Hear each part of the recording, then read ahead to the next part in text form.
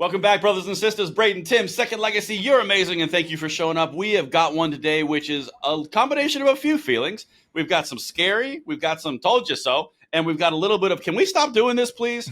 Because, Tim, we're going to take a trip to Chicago. But if you guys are enjoying this content, please make sure you hit that like button, subscribe to the channel, and turn the notification bell on, and tell everyone you care about that Second Legacy is the way for humor, sarcasm, and commentary on our gun world. With that said, Tim, are you ready to take a trip into Chicago? Because I've got a story that's going to resonate with you. I've spent too much time in Chicago and taken many trips. It's not too far from me. Yeah. We're going to do another one. I used to work in that. Tell me how real this is, Tim. Okay. Yeah, I know. But just tell me how real this is. I look forward to your natural gut reaction.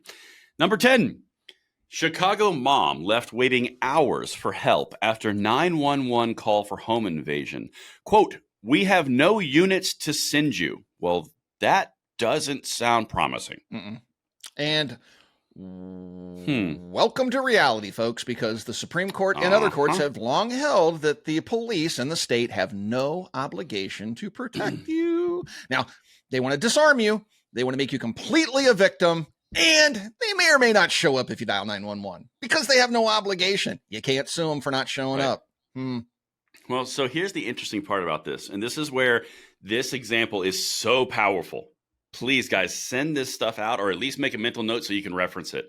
Because in fighting for the gun rights that we have and also fighting back against the gun control that they've instituted, you have to have real world examples with real world outcomes that are extremely relatable. This does not get more so in any of those categories, okay? The gun control apparatus in Illinois has said that you don't need guns. So they have made an entire party platform of known standards of guns are bad, no guns allowed, gun control, gun control, gun control. That's all they do. And then after they did the guns, they came up with a new movement that said, don't worry, the guns are fine. You'll always have the police, except for the fact that we're going to defund them. So now you don't have your gun rights to take care of yourself because they told you couldn't. And then they took away the police that were supposed to protect you against the criminal element. Anarchy. It's all the rage these days. Yeah. It's such an important point, Tim, because it's so relatable. It's so easy to see it. All right. Listen to the rest of the story here, because when I tell you what they actually told her, it's going to blow your mind. So here's some backstory. Number 11. A Chicago man mom who called 911 during a terrifying break-in was left on her own for hours, with dispatchers telling her to call her local representative to demand more police funding. Dude. If that guy in the house doesn't kill you, ma'am, can you just please call your local representative and demand more police funding? Can you call your alderman to give us more money? Yeah. Because we don't have any funding. Michelle called the emergency hotline 6 times after coming face to face with 2 masked bandits, only for a strained supervisor to tell her the city's severe budget cuts had left them with a bare bones staff. Guys, if this does not resonate with you and everyone you know, I don't know what will. Yeah. It's unbelievable, but this is the chaos. Look, Braden, we've had this conversation many times. And when we first started having the conversation, you were kind of on the fence whether or not you agreed with me when I said that this is done by design.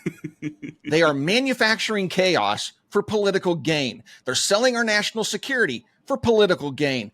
These leftists are willing to go to any extreme, including allowing you to die at the hands of criminals or to allow an invasion from a military force outside the U.S. Or be victimized in some way. Just so they can have a seat in Congress and grift their money and do everything else that they're going to do so that they can die wealthy. They don't care about you. Look at this. We warned about the lunacy of defunding police. Now, I know there's people out there that say the police are the state actors, all this other stuff, and you have a real problem with the police. And I get that. There are bad apples out there. That's not the point, But the reality is, right, in a modern society, we need to have basic laws, just basic laws, not hundreds of thousands like we currently have, just some basic laws, and then some way to enforce those laws, because anarchy winds up in a lot of pain and suffering. Now, if you're young, powerful, and armed to the teeth, anarchy may work well for you. But if you're just a regular Joe trying to get by, say you're elderly, you have, a medical condition, or, you're just not a fighter. Well, anarchy doesn't typically work out too well for you because you become what's called a victim. Right. Or a mom with a child like this. Right. So what?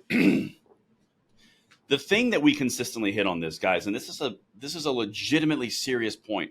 We have walked you through in the past several months how the most vulnerable among us are becoming victims, and the people that interact with the criminal element are also becoming victimized.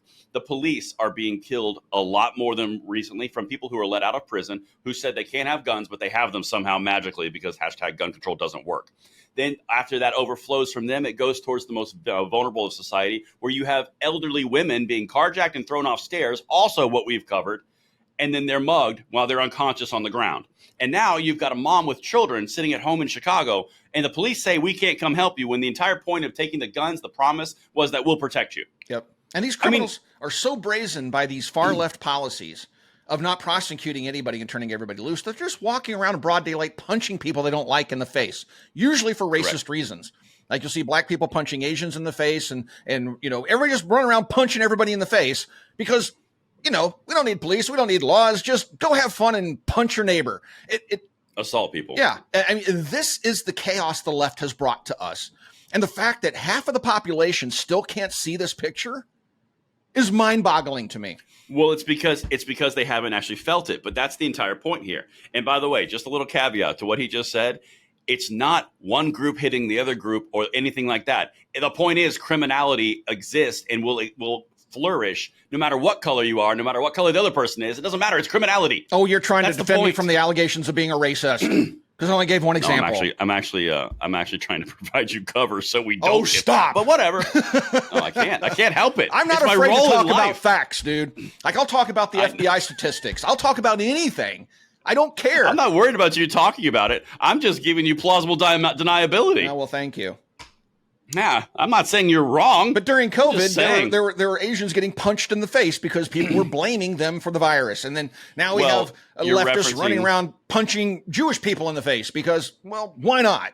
It's just... Well, you're referencing the catalyst for the entire reason for the American Asian population to go out and buy guns, of which the left had to do an article saying it was a bad thing. Right? Like that, how dare you protect yourself from our violence? It was actually cited in that article. They actually said in that article that it was racist activity that brought them to the point of buying guns. I mean, like everything that we're saying is couched in mainstream articles. I know. We don't just make this stuff up. That's what I'm trying to say. I'm trying to say there's lots of different pieces to support our points. Anyway, let's continue. We've got more, Tim, because, again, this is very important stuff. This is number 12. A gentleman got on and said, sorry to say we have no units to send you. Well, that's a statement. Then there was an awkward pause. Yeah, I'd expect there would be. Michelle told NBC Chicago Wednesday, declining to share a name or face because their would-be robbers were still on the loose. Shocker. Quote, this is 13. He also recommended I call my alderman, and I said, why? And he said to encourage him to hire more police. The dispatcher also asked me if I would consider defending myself if I had a weapon or considered getting one. Okay. No, because you took them. I know, right? Wow. That's bold coming from the police, because I was about to say before you read this segment of the article, I was about to say, well, if you want the cops to show up, defend yourself. They'll be there instantly. There's a masked gunman in my house. Don't do anything, ma'am. We'll send a unit tomorrow or maybe the next day, as soon as we have somebody available. I shot him. Units en route. Myself. Units en route. It's like, oh my God, these people. You can't make this stuff up. The raging hypocrisy and the flip-flopping that goes on in these wacky leftist cities is just mind-boggling. Folks, if you live in these areas, get out of them. I mean, yes, it's noble to stay and fight true. For your rights, but honestly, if you want to live a life and you want your children to grow up without being murdered or serve drugs on a platter, get out. Yeah, dude. But so you just hit something really important. By the way, just to wrap the little details here, finally they showed up after 2.5 hours. Just let you know, it was 2.5 hours. That's quite a statement. Hope when they brought got pizza. Two masked men, yeah. Right? You got two masked men burglarizing a home of a mother and a child 2.5 hours later because you weren't high enough priority on the violence list. That's why. But anyway, you just said something really important. I think we need to address. You can't look at this in the way that what Tim just mentioned of I'm staying in this horrible environment for myself and my family because I'm not giving up because we will fight. We will absolutely still fight. But that doesn't mean that you have to stay in the absolute worst scenario possible to do that fight. Right. Like if you live in Chicago, you can still stay in Illinois. and fight for your rights. Correct. If that's what you choose And to do. still Just fight. get out of Chicago. Go to a more rural area. 100%. That's exactly right. But it's kind of like the theory of strategic warfare, where you're not gonna do a hot drop right into the middle of the army base, like the opposite team's army base. Right. You're gonna kind of start from the outside and work your way in. It's kind of like the standard way to do it, except a few incursions every here now. But I mean, like, there's favorable ground that you can fight from and make advance forward motion, and then there's also just, oh man, we just pulled a paratrooper. We're surrounded again. I don't know. I'm all for the EFN solution, escape from New York. Just wall these cities off and let them have at it, and eventually, you'll be able to go in and reclaim the ground and turn it into something useful. It'll solve it. It's a self-resolving problem. You just got to get the innocent people out of the mix and just let them resolve themselves. I mean, apparently they love the chaos. If you go through the south side of Chicago, it is a freaking war zone. You want to go see, it is. You see images of what's going on in Ukraine and other places around the world, third world countries. You're like, oh my gosh, that's unbelievable. Why can't people live like that? Go to Gary, Indiana. Take a vacation. Bring body armor and a handgun, maybe a rifle and a security detail, but go check it out. It's right here. Body armor and a handgun. Man, bring your own body armor. Right? BYOBA. Anyway. Dude. And this is what leftism gets you, folks. 100% it does. And by the way, it's not, again, we've hit leftism really hard in the past 2 weeks. It's not everyday Democrats. That's not who we're talking about. It's the leadership in We are DC. talking about the leadership and the leftists, the socialists, the centralized command and control. That's who we're talking about. Yeah. And this sports game mentality of politics, right? Well, I'm an R and I've been an R my entire life. I'm a D and I'm going to be a D my entire life. It doesn't matter that you're running some absolute lunatic or voting for a lunatic that thinks if you put too many naval and marine personnel on an island, it'll flip over Guam.